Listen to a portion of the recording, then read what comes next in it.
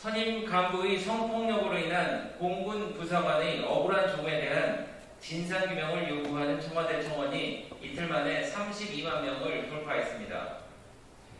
페미니스트 대통령을 자처하며 탄생한 정권이었던 만큼 국민의 분노는 더욱 거셀 수밖에 없습니다. 군 부대 내 성범죄는 어제 오늘의 일이 아닙니다. 여군을 대상으로 한 몰카 범죄뿐만 아니라 후임 부사관에게 입맞춤을 강요하거나 사단장이 부하 여군을 집무실에서 성추행하는 등 꾸준히 발생해 왔습니다. 지난달 군인권센터의 발표에 따르면 성폭행 관련 상담수는 2019년 3건에서 지난해 16건으로 늘었고, 같은 기간 성희롱 관련 상담 건수 역시 44건에서 55건으로 증가했다고 합니다.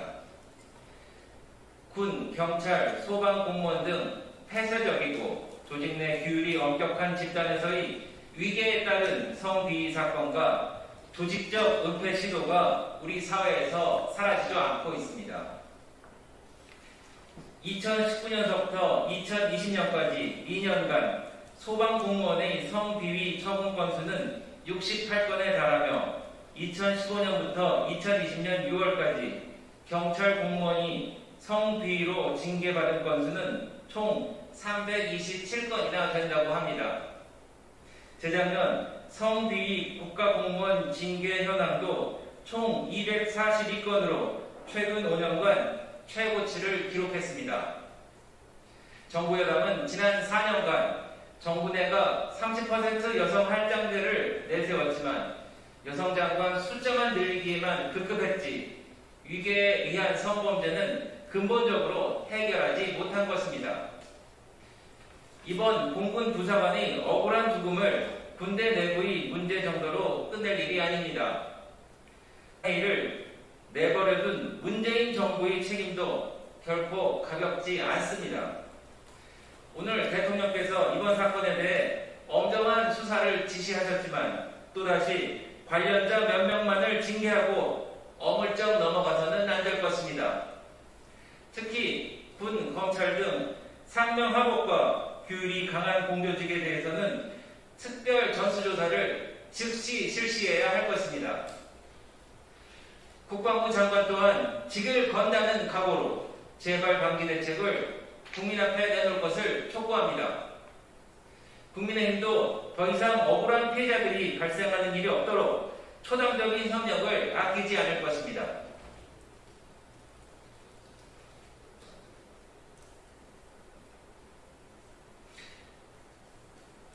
두 번째, 돈 풀기에 앞서 물가 안정 대책을 먼저 내놓으라는 제목의 논평을 하겠습니다.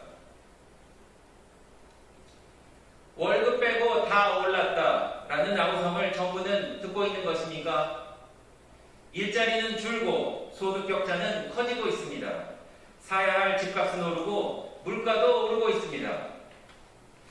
코로나19로 지난해 4분기 청년 일자리는 9만 개 넘게 사라졌고 저소득층의 소득은 감소하며 빈부격차가 더욱 심화되었습니다.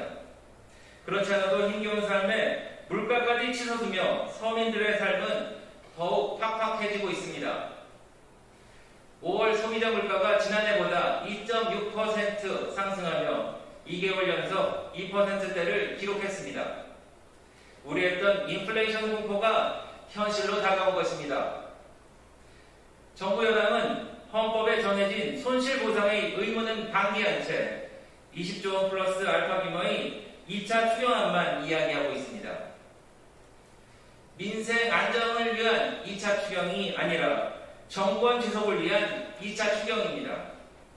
선거를 앞두고 약효가 떨어질 때마다 내 돈 쓰듯 하며 생색만 내고 있습니다. 정부는 돈 풀기에 앞서 물가 안정 대책 먼저 내놓아야 할 것입니다. 이미 미국과 유럽에서는 테이퍼링과 금리 인상에 대한 논의가 시작되었습니다. 한국은행도 이에 맞춰 통화 긴축 정책 시행을 예고했습니다. 660조 원이던 국가 채무는 문재인 정부 출범 이후 1000조 원 수준으로 불어났습니다. 그래도 부족한지 대통령께서는 적어도 내년까지 확장 재정 기조를 유지해야 한다고 돈 풀기를 선언하셨습니다. 급격한 인플레이션으로 결국 금리가 오른다면 4천조 원의 부채를 떠안은 가계와 한계 기업들이 사지로 내몰릴 것임을 정부는 왜 모른 척하고 있는 것입니까? 정부는 소탐 대신하지 말고